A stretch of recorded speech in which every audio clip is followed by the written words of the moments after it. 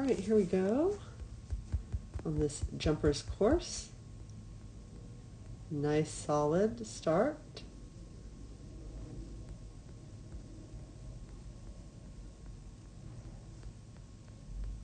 So here, definitely a late front cross. You can see as your dog comes into the jump, this arm has come up, but that doesn't really matter when you are running in this direction. That's what your dog's going to cue off of. This is a very interesting setup because this is what we call a flush front cross. And what I mean by flush is that if you extend this jump out, sorry, I didn't want an arrow there. If you extend the plane of this jump out, it basically meets this jump.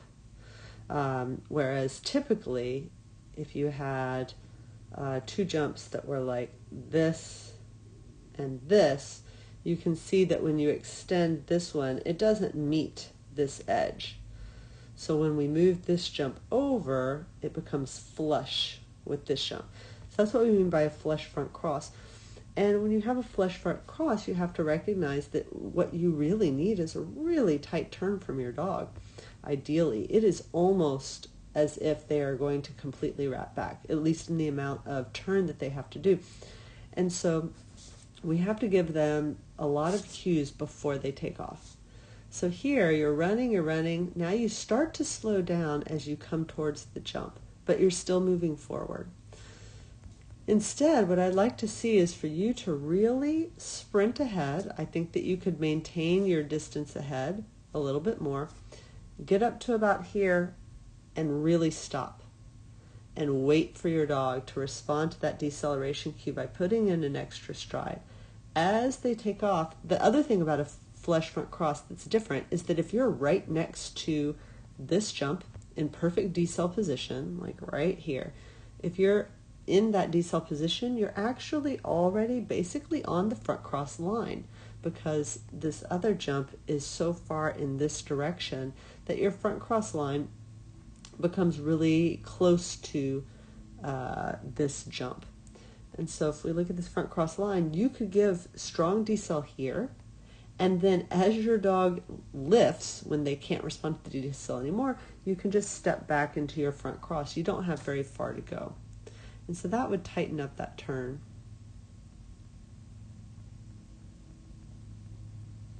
Great job there, getting that tunnel. I'm going to read your notes because I thought the dog was going to miss the tunnel. Maybe it's the one coming up.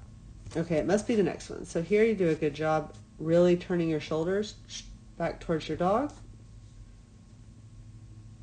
Get him into the tunnel.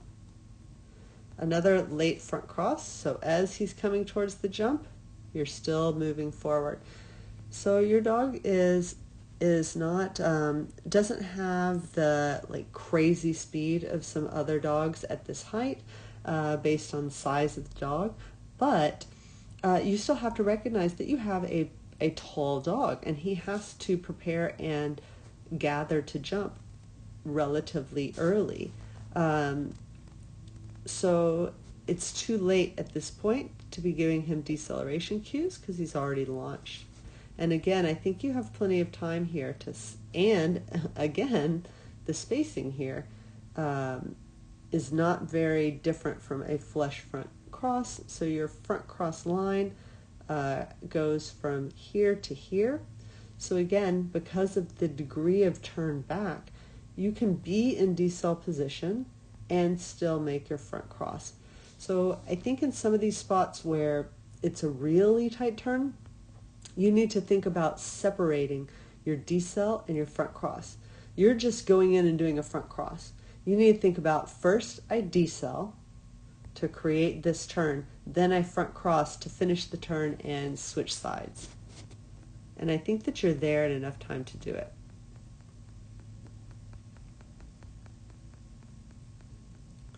Great job there. The dog is going to feel you hanging back and starting to leave, so a really good job having your dog finish these pulls.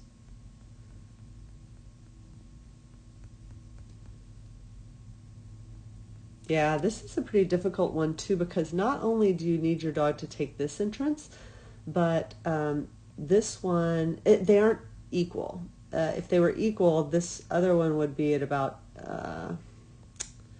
would be like here, right? But you can see that this end sticks out further by probably about like this much. And so it's not only is it the one that is on the natural arc, but they get to it sooner. They have to bypass this one to get to this one. And that makes it a lot harder. Yeah, his head never came.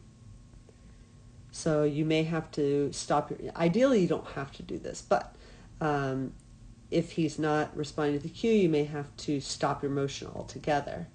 You may need to, your chest is going to be pointing there because you are turning your shoulders in this direction, but that's the trained cue part of it.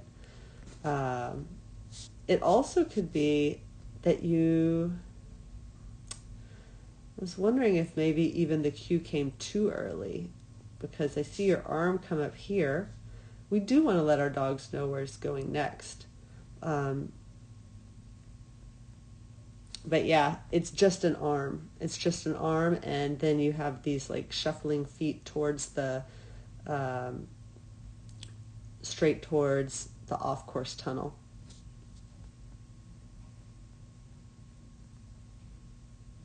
So I think when your dog doesn't respond, you have to stop your motion, wait for your dog's head.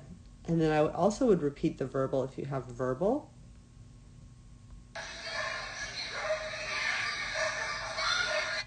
Yeah.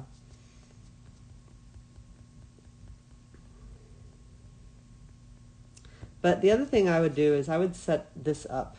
I would set up where you were coming, and where instead of we have a tendency we like symmetry, right?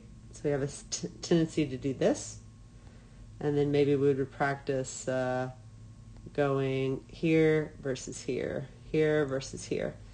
But I think purposely doing something like this,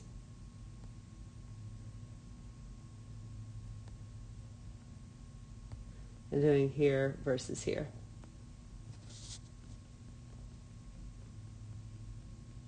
Definitely too late for this blind cross.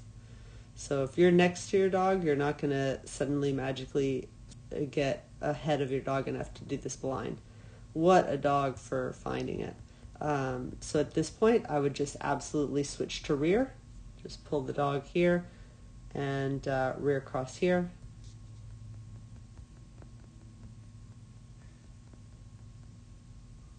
And then probably you would end up with another rear cross. So get the dog on this line, rear cross here, get the dog on this line, rear cross here. But at this point, and I don't think that you're going to make this blind even without this mistake. You're ahead here. Maybe at this point, if you had just gone, you kind of wait here a moment.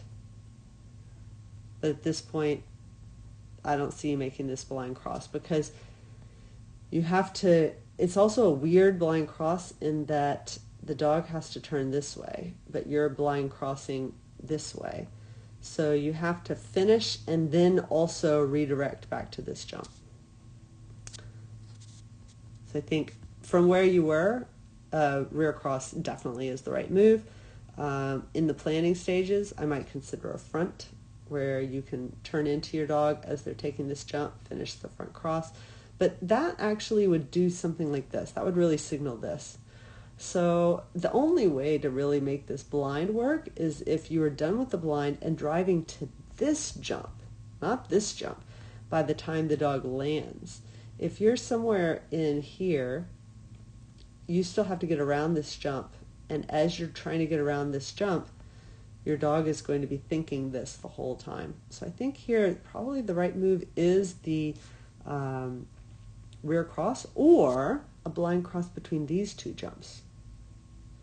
You get your dog turned here, you come up here, Now your dog is basically on a straight line, but you would have to throw in a decel. I think a rear cross is definitely the preferable move here.